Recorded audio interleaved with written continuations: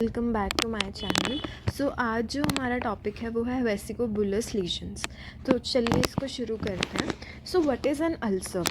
Firstly हमें पता होना चाहिए कि अल्सर क्या होता है, ठीक है। An ulcer is simply a break in continuity of the skin, break in continuity in the skin. So surface जो होगा, ठीक है, वो सरफेस टिश्यू लॉस हो जाएगा, loss of surface tissue and disintegration of epithelium. So skin का जो epithelium है, ऊपर वाली जो लेयर है वो कम्प्लीटली लॉस हो जाएगी, उसको हम क्या बोलते हैं?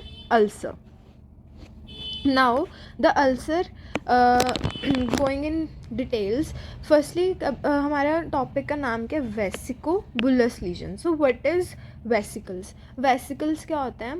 ब्लिस्टर्स, मतलब फ्लूइड फिल्ड जो कैविटीज़ होती है ना, तो एक ब्लिस्टर्स होते हैं जो कि 1 सेंटीमीटर, जिसका जो डायमीटर है वो 1 सेंटीमीटर से कम होगा। बट जो बुलाज होते हैं उनका वो भी ब्लिस्टर्स ही हैं, बट वो बड़े ब्लिस्टर्स होते हैं, लार्ज ब्लिस्टर्स, ठीक है, जिनका डायमीटर 1 सेंटीमीटर से ज़्यादा होगा। तो अगर वेसिकल्स इतने हैं तो बुल्ला इतना बड़ा होगा, ठीक है।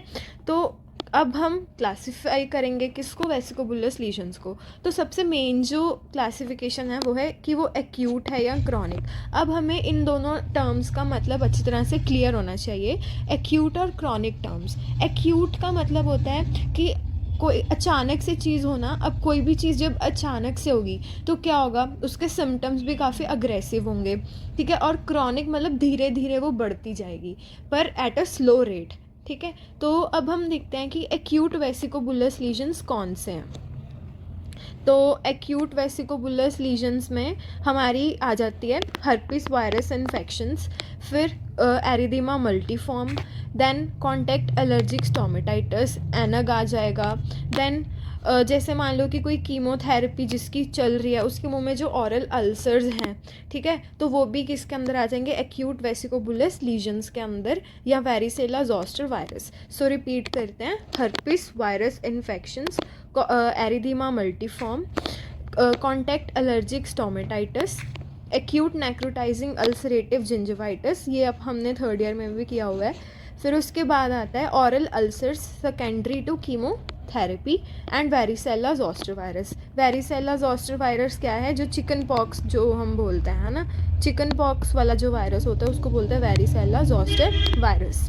अब हम करते हैं क्रॉनिक वेसिकोबुलस लीजन्स। क्रॉनिक को कैसे याद रखना है? देखो हमेशा क्रॉनिक में इसमें पैम्फिगस वर्ड आएगा, ठीक है। So pemphigus vulgaris, pemphigus vegetans, cicatricial pemphigoid, bullous pemphigoid, and एक और आ जाएगा लाइकन प्लानस। सो इरोजिव लाइकन प्लानस, ठीक है। तो पैम्फिगस वाले हो चारों और लाइकन प्लानस, ठीक है।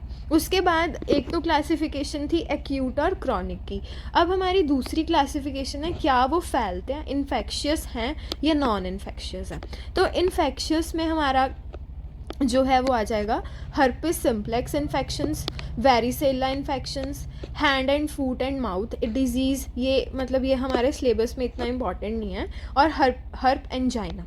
तो ये चार हैं, herpes simplex infections, varicella infections, hand foot mouth disease and हर्प angina.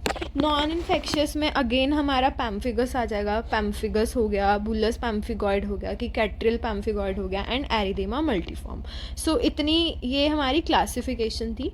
Classification में एक बारी रिपीट करते हैं। क्लासिफिकेशन जो है सबसे पहले एक्यूट और क्रॉनिक। एक्यूट और क्रॉनिक एक क्लासिफिकेशन है और ये ही सबसे मेन है, ठीक है। इसमें हमारा आ जाएगा herpes virus infection, then erythema multiforme आ गया, फिर वेरिसेला भी इसी में आ गया। अगर कीमोथेरेपी के कारण कोई ऑरल अल्सर्स हो रहा है तो वो भी एक्यूट वेसिकोबुलस लीजन्स के अंडर आ गया, एनग आ गया, ठीक है। उसके बाद क्रॉनिक वेसिकोबुलस लीजन जिसमें पैम्फिगस वल्गैरिस, पैम्फिगस वेजिटेंस हो गया, बुलस पैम्फिगॉइड हो गया, देन की कैट्रियल पैम्फिगॉइड हो गया, ठीक है, इरोजिव लाइकन प्लानस।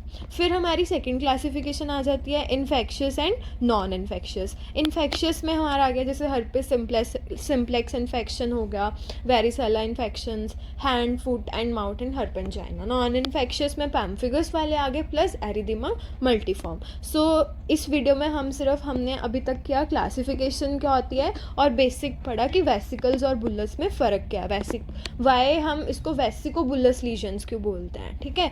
तो ये आपको इतनी ये जो बेसिक कंसेप्ट है ये आपको पता होना चाहिए। बाकी हम नेक्स्ट वीडियो में कंटिन्यू करेंगे जिसमें हम हर्पीज वायरस के बारे में डिटेल में पढ़ेंगे। Thank you for watching this video and if you liked it please like share and comment with your friends. Thank you.